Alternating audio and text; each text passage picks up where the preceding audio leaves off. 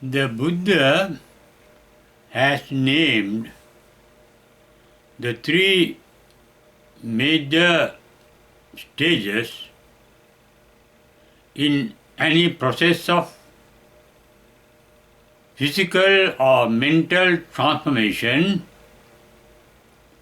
as Jati, meaning birth or beginning, Jara, decay, and Marana, the death or ending. As these three stages of the process of transformation is automatic and universal, everything or being is automatically and naturally subject to this process. In Hinduism,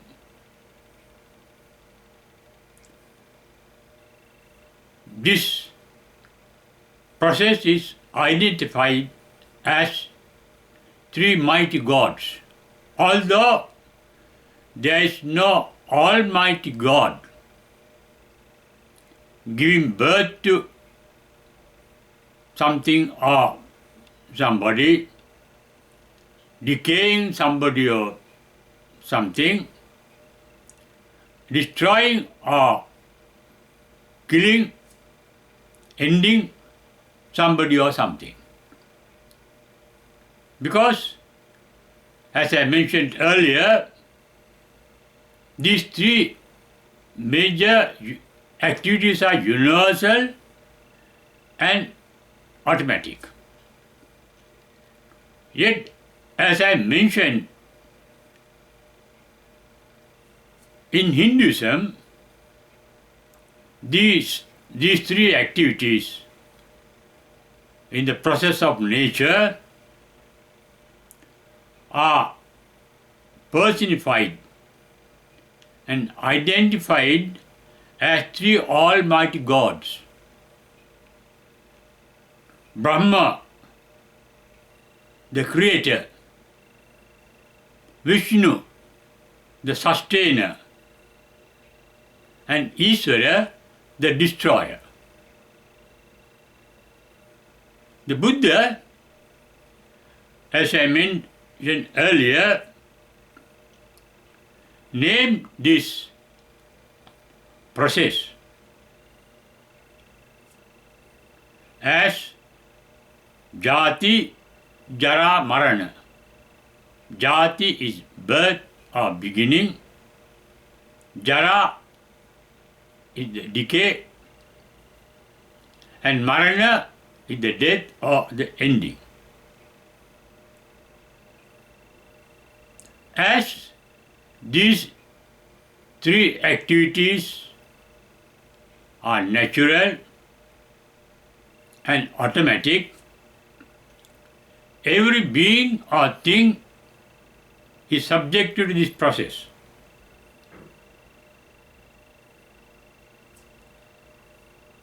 In this respect,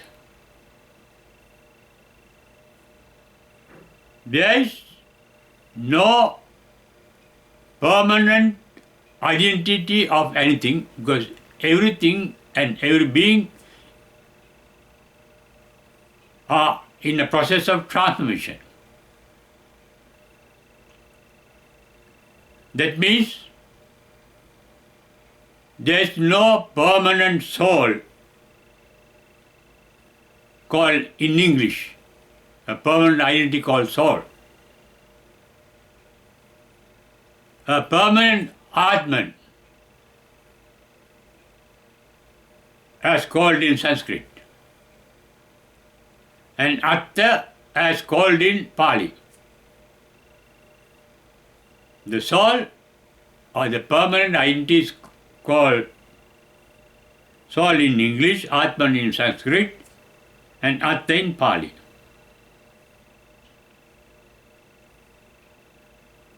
But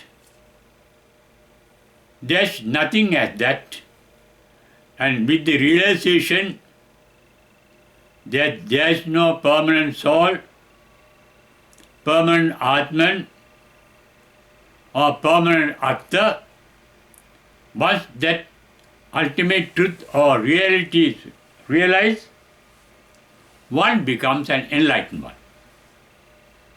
called an Arahant in the Buddha's language, Pali. And such a one who has realized the truth with regard to the universe and everything in it, one is supposed to be called Buddha.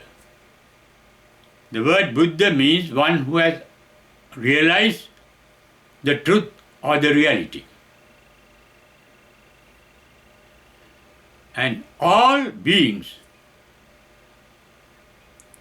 are entitled with the capacity to be enlightened and become a Buddha. Enlightenment means dispelling away the darkness of ignorance of the reality that we are speaking of. The reality is called transformation of everything, which Buddha referred to as Dukkhata.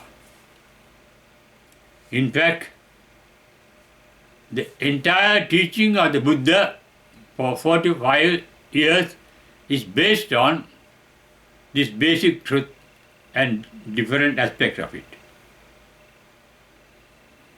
And with the realization of the reality of the universe, the reality of things and beings, the reality of oneself, one gets enlightened, ending this process of transformation called Dukkhata. And this process is also named as samsara, because transformation means changing of one state to another state. Changing or transformation from one state to another state. Buddha referred to this as the nature of Sankhata Dhatu. On page 274 of volume 1 in the Anguttara Nikaya, Buddha describes Sankhata Dhatu, the component elements, compound things and beings in the universe, describing three major aspects of all things and beings that can be called Sankhata. One feature is described as Titasya Anyatatta Panyayati, that is, getting transformed from one state to another state. Transformation is that change. Titasya Anyatatta Bhavisati or Anyatatta Panyayati, as Buddha mentioned, as I mentioned earlier, on page 274 of Anguttara Nikaya, volume 1. Once this reality is realized, one gets free of attachment and resentment to things and beings that are in constant transformation. And with the dispelling of the darkness of ignorance called moha. Therefore, the enlightenment in realization of the ultimate truth of nature is described by the Buddha as the ending of attachment, resentment and ignorance. Attachment called raga resentment called dosa, and ignorance of reality called moha. That is enlightenment.